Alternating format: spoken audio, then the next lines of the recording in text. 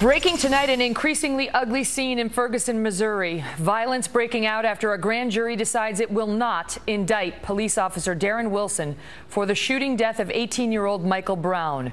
The officer is white, the 18-year-old was black. Welcome to a live midnight edition of the Kelly File, everyone. I'm Megyn Kelly. Over the past few hours, we have witnessed a series of disturbing scenes play out on the streets of Missouri. Our crews witnessing shots being fired, windows being smashed, stores being looted. A police car torched. Look at that.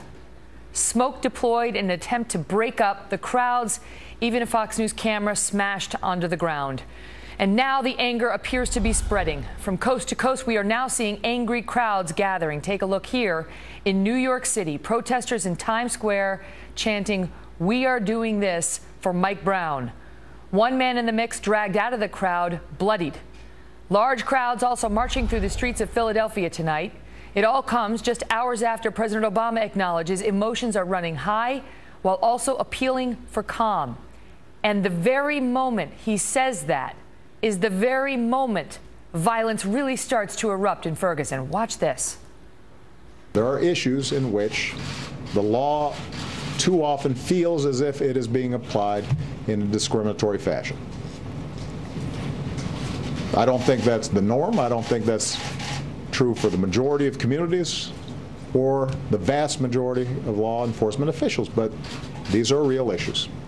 And we have to lift them up and not deny them or try to tamp them down. What we need to do is to understand them and figure out how do we make more progress. And that can be done. That won't be done by throwing bottles. That won't be done by smashing car windows. That won't be done by using this as an excuse to vandalize property. And it certainly won't be done by hurting anybody. To those in Ferguson, there are ways of channeling your concerns constructively, and there are ways of channeling your concerns destructively. It's unbelievable, is it not? Steve Harrigan reports live for us tonight from Ferguson, Missouri, where you say, Steve, that there has been steady gunfire near your location. Tell us the latest.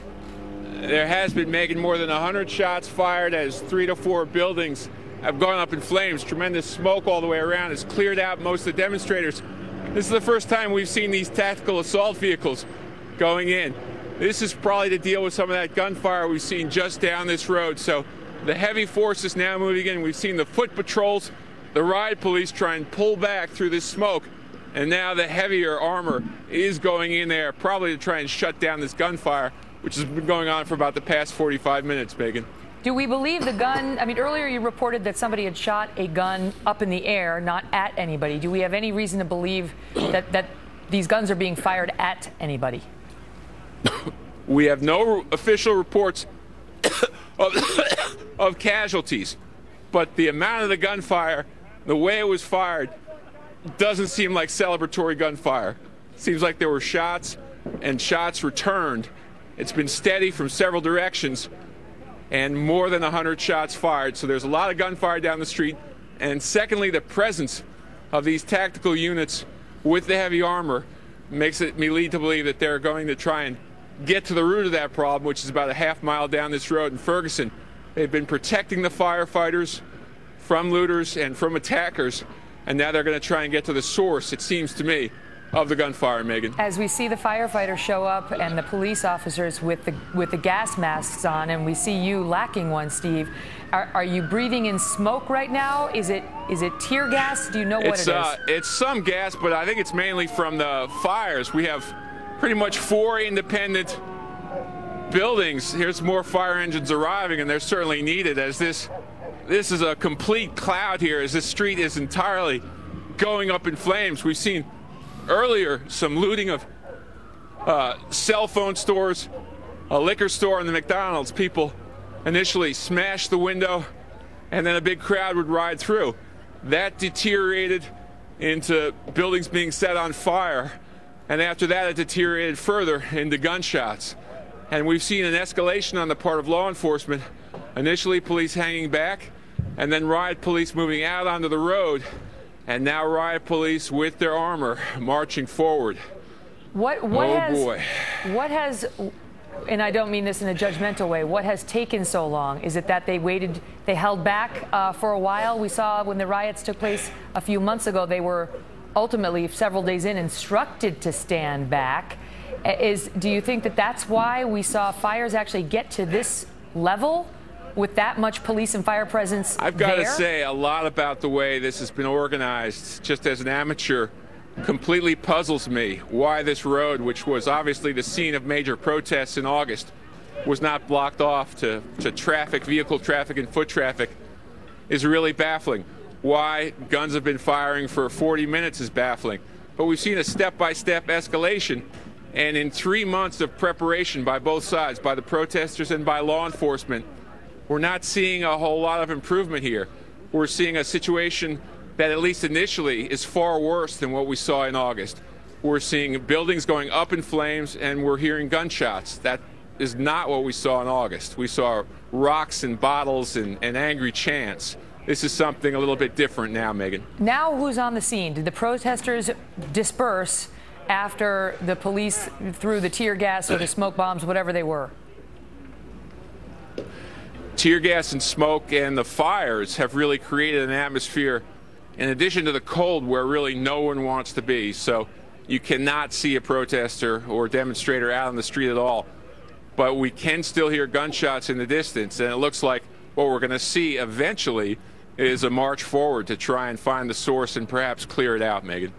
And now it's just the aftermath. We're going to continue to check in with you, Steve, as the situation there does not look good. And we've been hearing some disturbing reports about the protests happening in other parts of the country, including right here in Times Square, which we are looking to confirm and we'll bring to you as we have an update. And we'll go back to Steve as well. Going to keep those pictures on the board while we bring in trial attorney Andell Brown and nationally syndicated radio host Richard Fowler, who is actually live in Ferguson. Richard, let me start with you since you are live in Ferguson and ask you for your reaction.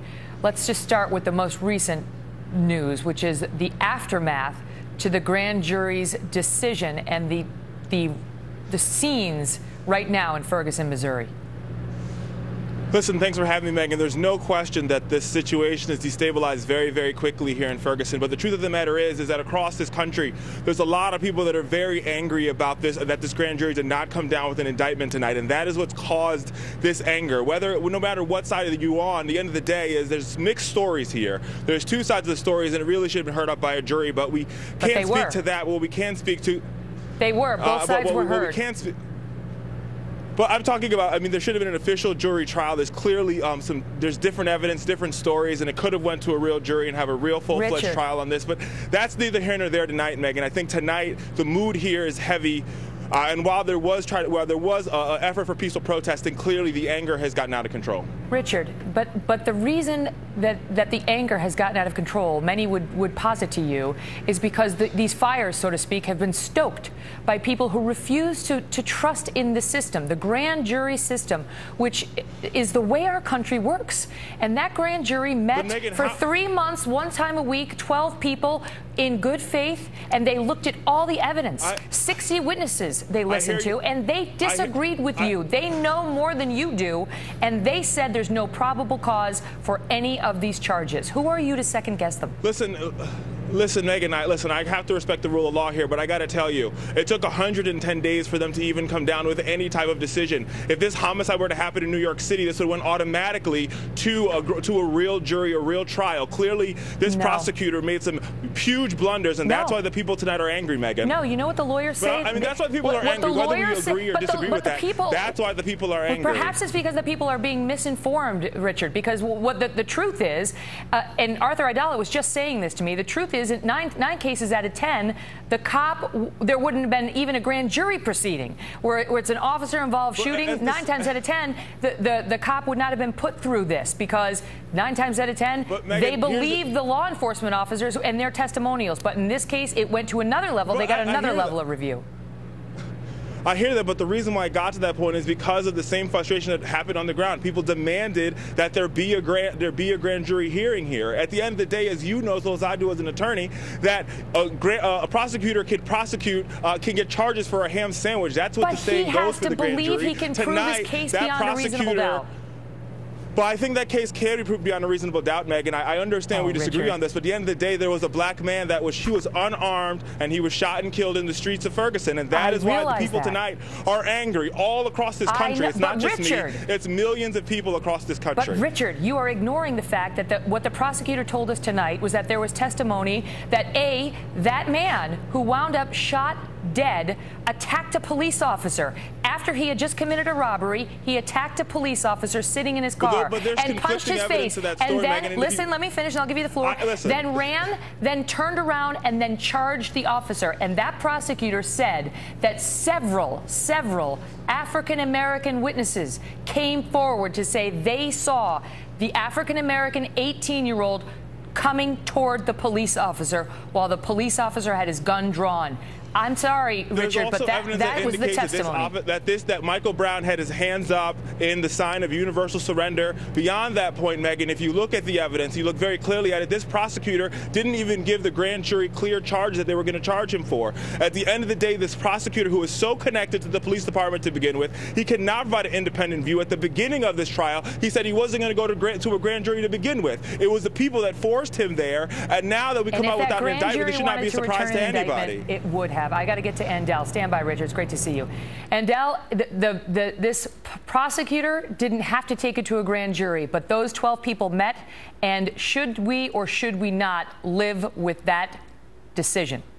Well, we have to live with it at this point, Megan. But the issue why people are angry and suspicious of the process is that they believe from the very beginning there's been deep disrespect and disregard for the humanity of Mike Brown. His body was left in the street for 4 hours and then unceremoniously loaded into the back of a police SUV. That's a good point. I mean, that's something that really incensed a lot of people, and the police department wound up apologizing for it. There's just no getting around that was not. Which they should have. And when people see that, it sends a loud and clear message that we do not have respect for this individual. When the community sees that, they believe that the state has told them you're not going to get any justice here. And when months go by and they're getting conflicting statements from the chief of police and self-serving information, there's nothing that changes their mindset. But what do you make of the violence that we are seeing tonight, Andel? What do you make of the violence we are seeing tonight? I think you touched on it earlier, Megan. What we have here is a powder keg that has exploded,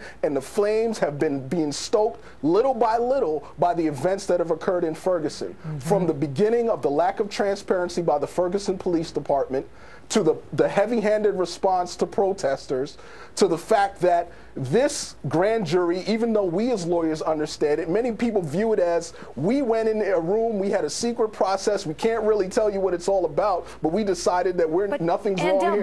Don't the folks who are thinking that way need people to come out and tell them, look, you have to trust in the system. There was a full and fair hearing. The grand jurors heard all the evidence, but you can't listen to Al Sharpton, who's out there saying this boy was murdered by a white police officer who wasn't in fear for his life.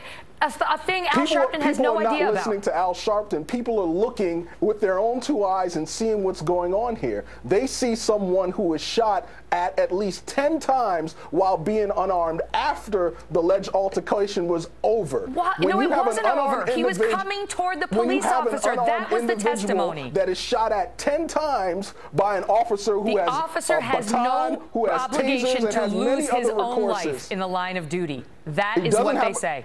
And he does have an obligation to not take the life of someone unless it's absolutely necessary. And he said it was. I got to go, Andel. I got 5 seconds. Up next after the break, no one else Mark would accept Furman. that answer. We'll be right back.